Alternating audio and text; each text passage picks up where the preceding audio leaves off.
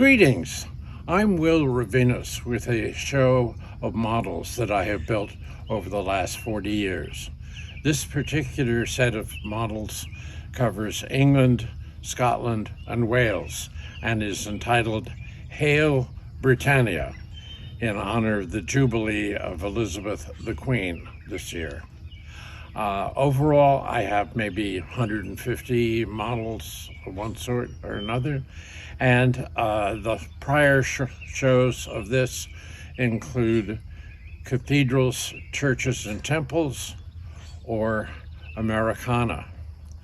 This show will run about 20 minutes plus, and so I hope that you enjoy it.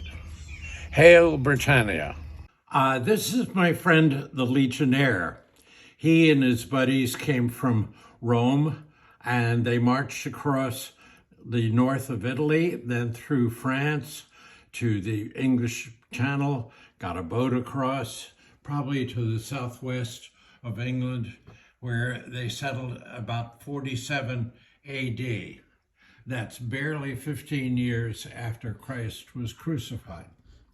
And from 47 AD to about 400 AD, the Romans established a civilization that was very sophisticated in England. They lived very well. They brought a lot of culture with them for the time they were there. And then, of course, they left in about 400 AD to be followed by the Saxons and ultimately the Normans in 1066. My friend here has the usual garb: the spear, the sword, the shield, and he's wearing a skirt, which ultimately became the kilt that is so common with the Scotsman. It's the one thing that's left out of the Roman occupation. And this is a castra, C-A-S-T-R-A. It is a camp that would be occupied by the legionnaires from Rome. The same basic design occurred all across Europe, and there may have been as many as 20 or 30 of them in England. It was basically a fortified camp. Roughly 100 men would live here under the direction of the centurion, who lived in this house and had his offices here. In front of him, he would have had barracks for the men. And then on the back here, there would be warehouses and supplies. This happens to have been a stable for the animals. And of course, there was food and military supplies. And ultimately down here, there was a little building which was the latrine, presumably downhill from the rest of the camp. The term castra has been modified over the years and has become the term Chester, C-H-E-S-T-E-R, as in Chester, Pennsylvania, or Westchester, New York.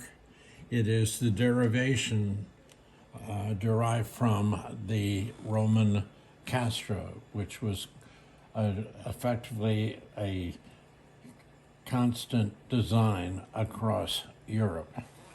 I said that the Roman civilization in England was sophisticated and surprisingly cultured.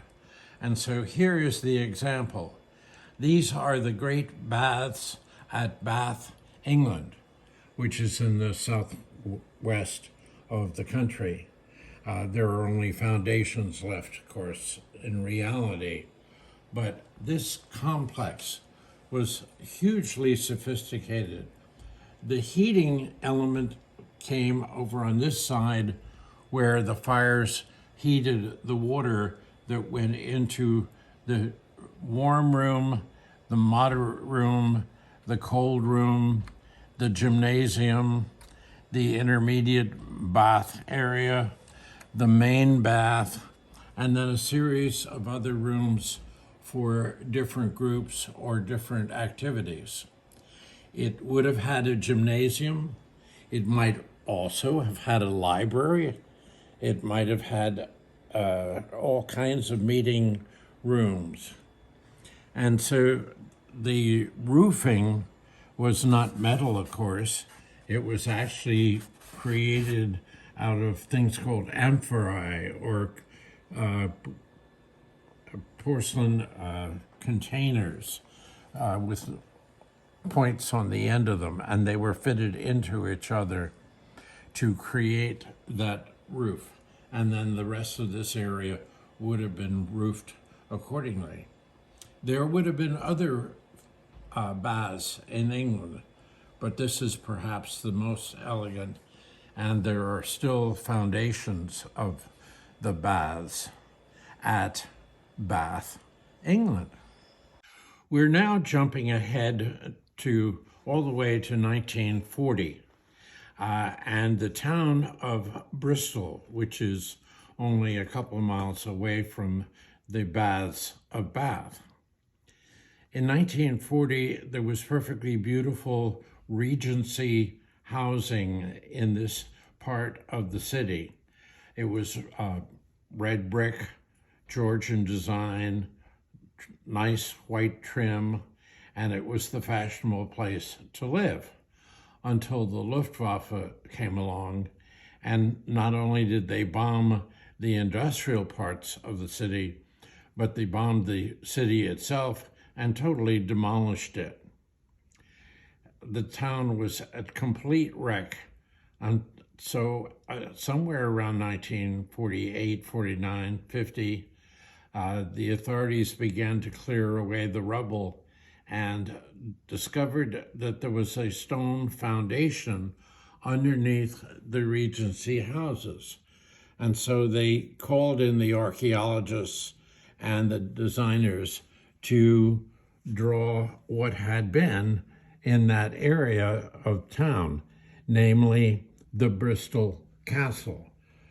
Bristol Castle may have been built 400, 500 AD, after the Romans had retired to Italy. So this was probably occupied by Saxons and then ultimately Normans. But it was a fascinating, typical castle with a keep where the family lived and where any valuables were kept, and then work buildings of all sorts around the outside, followed by a wall of protection. When they got through measuring it and building this marvelous model, of course, they rebuilt the Regency housing, which is back where it used to be in Bristol, England.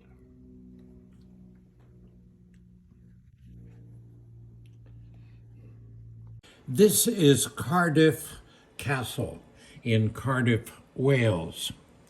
It is a very modest affair to begin with, and the model is not perhaps very detailed or troublesome, but I know and remember the Cardiff Castle well. I visited the yard there, which is now guarded by a flock of peacocks. And one cockbird decided to take me on and frankly chased me right over to the gate and out. So the castle is well protected, but there's not much beyond a marvelous flock of peacocks. Here we have Carnarvon, perhaps the most important and most expansive castle in England and Wales. And we start with the story of Edward III, who was in office or reigned from 1327 to 1377. He had been fighting the Welsh tribesmen for years and years. And finally, he called the leaders together and said, I have a deal for you. If you will lay down your armaments and take up a hammer and a chisel and become stonemasons, I will pay you a living wage for the rest of your lives. And so the Welshmen thought about that for a weekend, and they came back and they took his deal.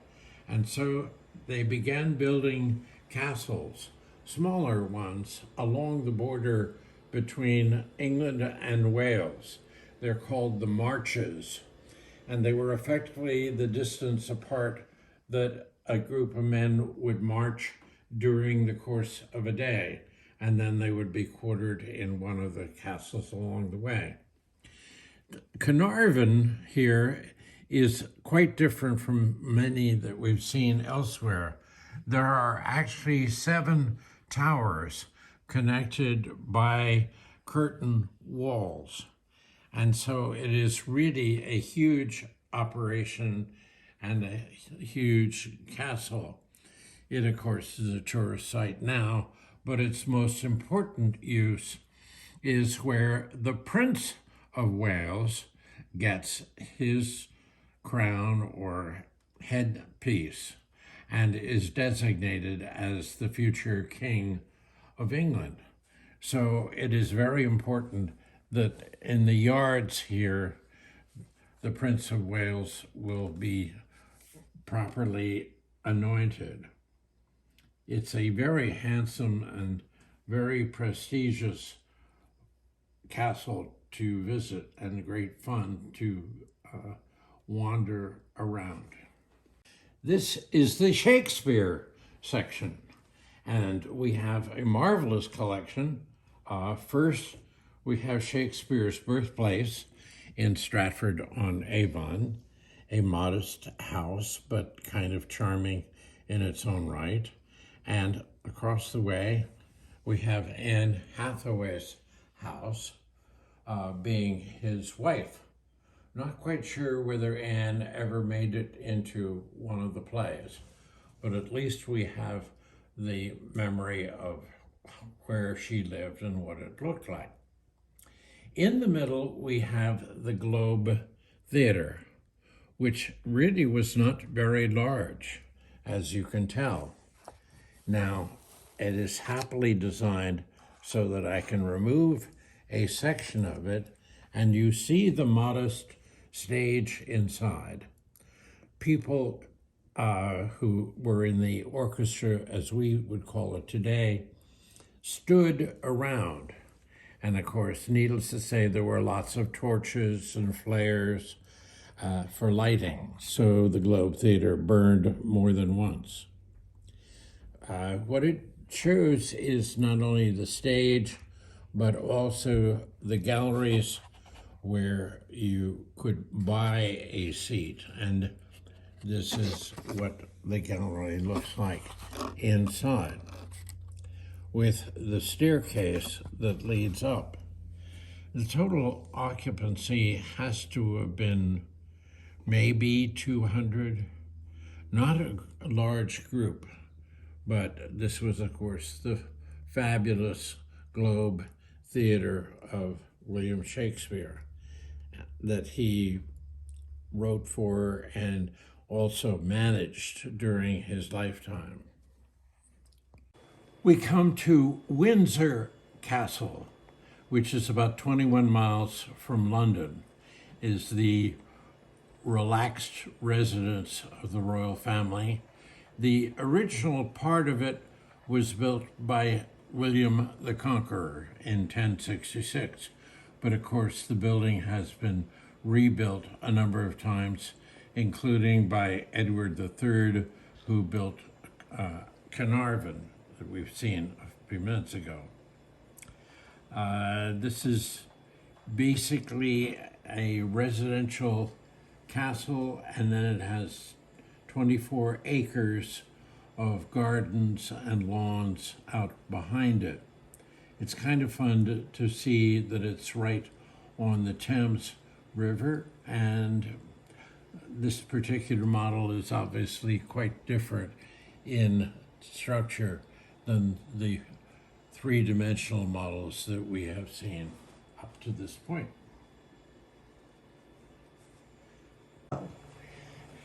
This is Salisbury Cathedral, one of about 30 cathedrals that were built throughout England in the 12th and 13th centuries. Many others are Wells, Exeter, London, and others, and in a great surge of religious enthusiasm. This particular church is fascinating architecturally because it has a double transept, quite unusual, sometimes referred to as a Greek cross. The tower is also significant as probably the highest tower of any cathedral in England. It's a beautiful, beautiful building. One of the most famous and obviously recognizable churches in London is St. Paul's. It was built by and designed by Christopher Wren after the Great Fire of London in 1666. So Wren is credited with building this particular building in 1675 on up to 1710. It's fascinating that it also has interior sections down in here that you don't see from the street. He obviously built the facade and the showcase of the building. Quite wonderful, and of course the kings and queens of England are buried beneath this building.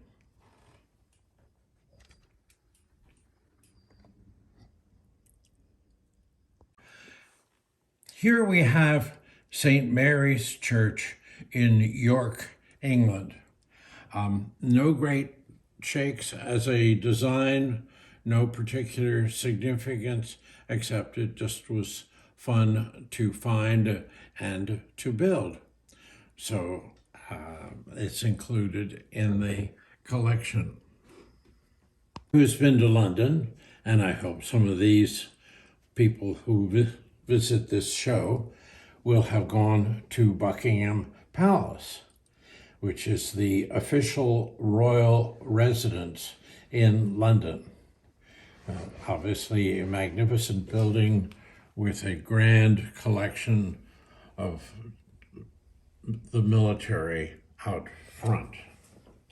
It was built in 1703 by the Duke of Buckingham for his own residence, but obviously it became the property of the king after that.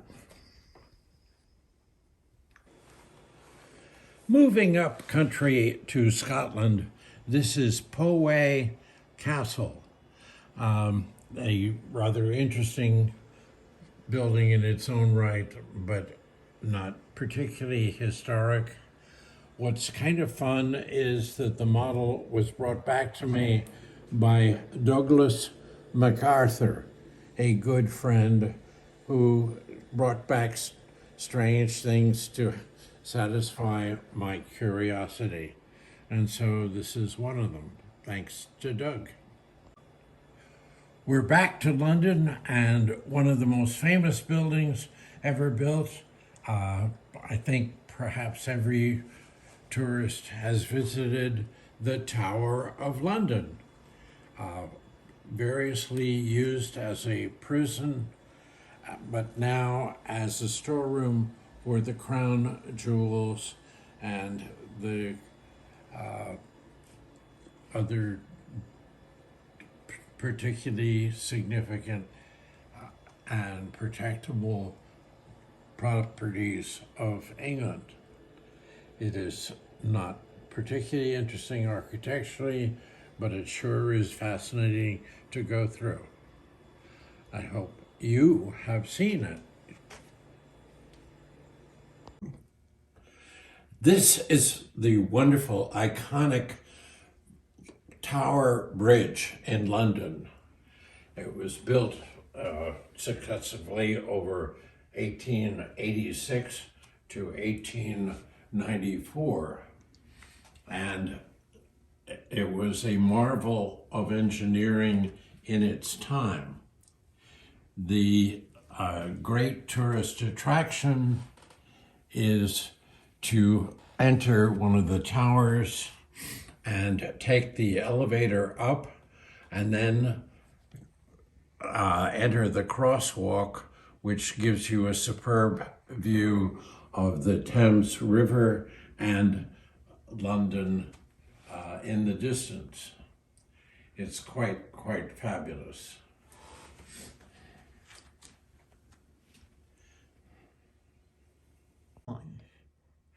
And as a final extra, here is transportation in England.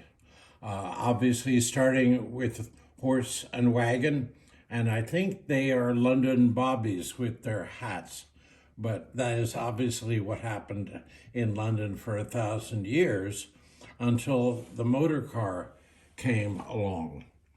This is a 1903 Rolls-Royce touring car. The actual vehicle is still at the Rolls-Royce headquarters in England, but in the 1960s, maybe 65, the Rolls-Royce owners in England took a trip to America, and they brought this vehicle with them. They decided to see America, so they drove all the way from New York to Boston and back, and then decided that America is really a very, very big country. This particular car visited Lindencroft and stayed in the yard overnight. And as a result of hospitality and the party here, they gave me the replica of the real thing. The next item is the rocket. It's actually built by George Stephenson in 1887 and is the first steam engine to pull railway cars on a railroad in England. It was a fabulous invention at the time and obviously changed the transportation of the world. The next pair are Morris Minors, and actually those were fold-out coupons in a New Yorker magazine a few years back, and I couldn't resist tearing them out from the magazine and building the real cars. Finally, here is the London double-decker bus, the tour bus, which belongs on the bridge. And so that's the end of Hail Britannia. I hope that you have enjoyed the show.